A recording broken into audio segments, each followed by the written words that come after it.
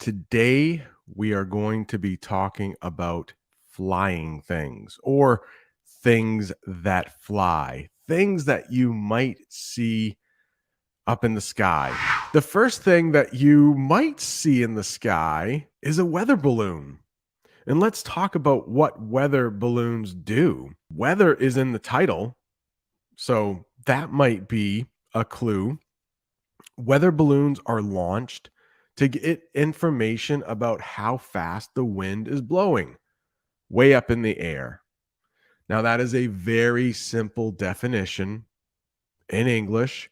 I'm sure they do more than that, but you could also say they gather information about the weather, and they look a lot like that. If you have been following the news in the United States, you might have heard of a weather balloon that flew over a large part of the United States. And apparently, this weather balloon was from China. And maybe it wasn't gathering information on the weather. Maybe it was gathering information about the US military. I don't know.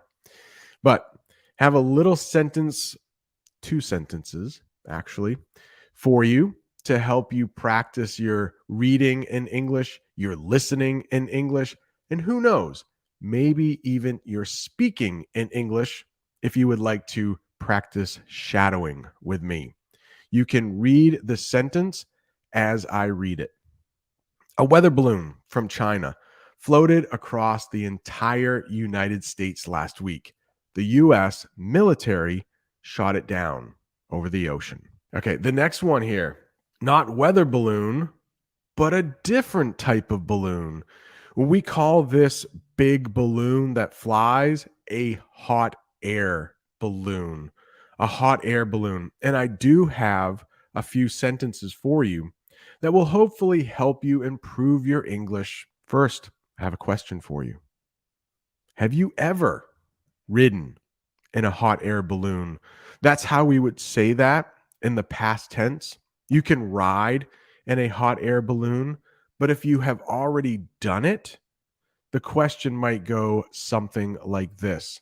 Have you ever ridden in a hot air balloon? I have not.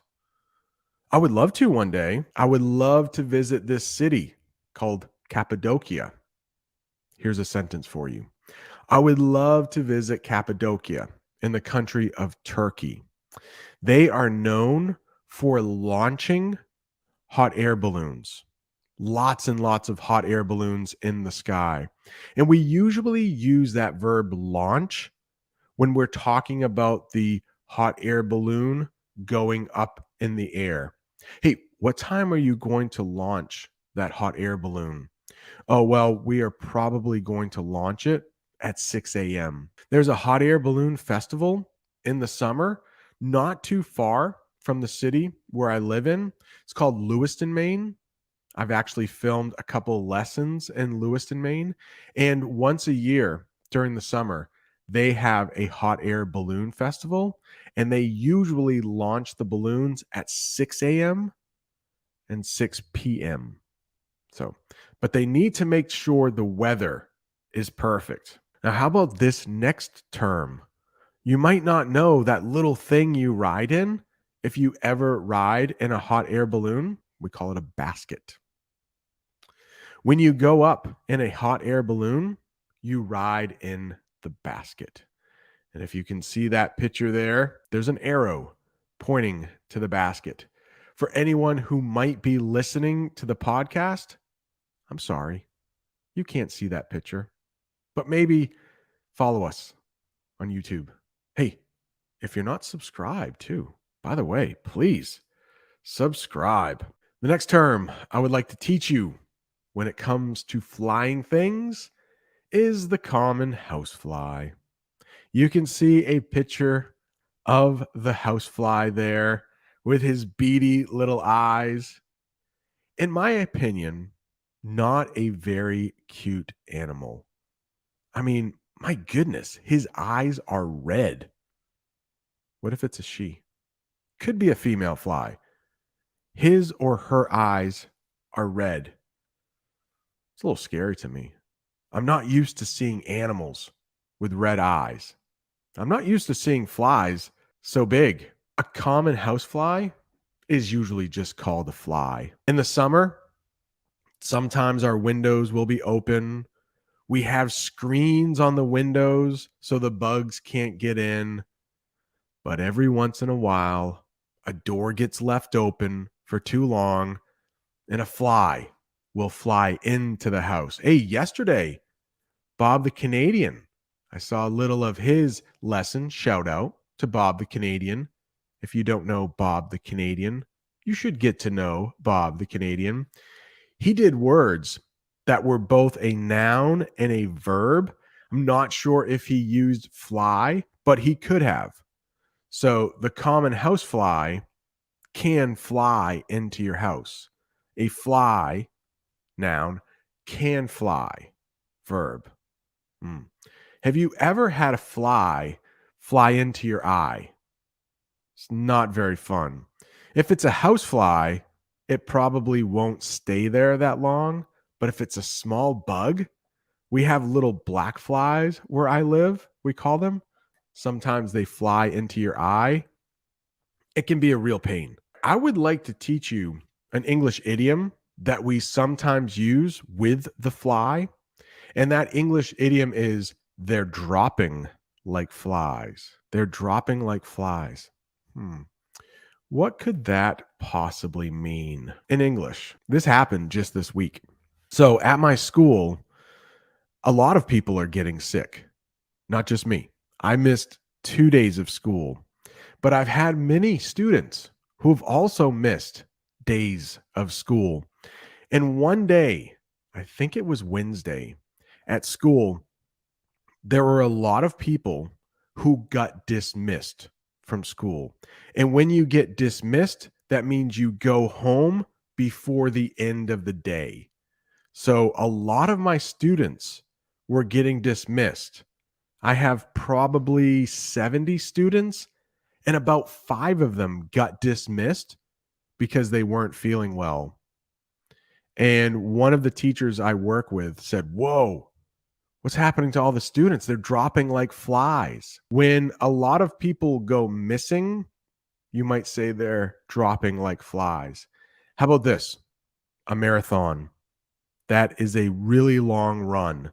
A marathon. I think it's 26.2 miles. I think that's right. So you can imagine it's a really hard race. Not everybody finishes that race. So halfway through the race, you might hear, "Whoa, what happened to everybody?" They're dropping like flies. They're leaving the race because it's too hard. The next flying thing I would like to talk about is a helicopter. Blades. We'll also talk about blades. Little different from wings. Okay. But I'm sure in English, you've all seen this in your own language. That thing that flies, that's not a plane. We call that a helicopter. And the thing that helps it fly, or the things, we call blades. Okay. Not wings. We will talk about wings in a minute. But a helicopter uses blades to fly. And here's a sentence for you. Blades are what help helicopters lift off the ground. We'll talk about wings on a plane and on birds in just a minute. All right, the next one here, blimp. You won't see these very often in the sky because something we will talk about later is kind of taking their place. But at one time, blimps were very big in the United States because they would fly over big sporting events and they would get a picture from way up in the sky. They might take some video so you can see what the entire event looked like. And before that, blimps were often used to cross the Atlantic Ocean. So maybe somebody in the United States was going over to England. It would take a long time in a boat, might take a little less time in a blimp. Might be a little more dangerous, but it might be a little quicker. So blimps are not as common as they used to be, but I do have a friend that lives in the city of Phoenix, and she took a picture of a blimp. And I'll tell you why in just a second. Blimps are becoming more and more rare in the sky. There is another device that is taking their place. If you know what that device might be, please leave it in the chat. Blimps are expensive, blimps are big, but there is something that can take pictures in the sky that is smaller and cheaper. I think this is something you might know. Airplane. Probably not that difficult. I do have a couple sentences for you. You probably won't hear airplane that often in English. You will probably just hear plane. If you've been studying English for any length of time, you know that English speakers can be pretty lazy. So if there is a sound that we don't have to say, we usually drop it. So airplane often becomes plane. You probably know the term airplane. You also probably know we often just call this a plane. The things that stick out on both sides of the plane, we call those things wings. And there is a picture of a wing. A plane usually has two wings. Older planes, they may have had more wings, but today in 2023, you will probably see only two wings on a plane. You know who else has wings? That would be birds. That would be butterflies. They also have wings, and they use their wings to fly. We are going to talk about the verb flap in just a little bit, and that's the verb we might use when birds flap their wings to get off the ground. All right, here we go. This is a tough one. I wanted to introduce a really tough term. We had airplane. I thought that might be kind of easy. So I wanted to balance it out with a difficult one. Altitude. Please let me know in the comments. Do you know altitude? If you do, you're probably very advanced. But when we talk about planes in English or taking a flight in English, the pilot, that is the person who flies the airplane, they will probably talk about altitude. So I wanted to teach you this just in case you ever take a flight in English. And to use a term to talk about how high something is, let's get back to altitude. Altitude is the word we use to describe how high something is. In the United States, we use feet. You might use meters, but we use feet in English, in American English. So commercial airplanes usually fly at an altitude of 33,000 to 42,000 feet. So I use the term there, commercial airplanes. Commercial airplanes are what people will take. There's another type of airplane, military, a military plane. I used a different word in the next sentence, a fancier, more formal word, and that is aircraft. Military aircraft usually fly higher. So the altitude is how high something is. If you do take a flight in English, the pilot might tell you the altitude. We are flying at an altitude of 35,000 feet. Oh, the next one. No, I'm not a fan of turbulence. But if you are flying in a plane, you might experience turbulence. You probably know what turbulence is in your own language. So let me describe what it is in English.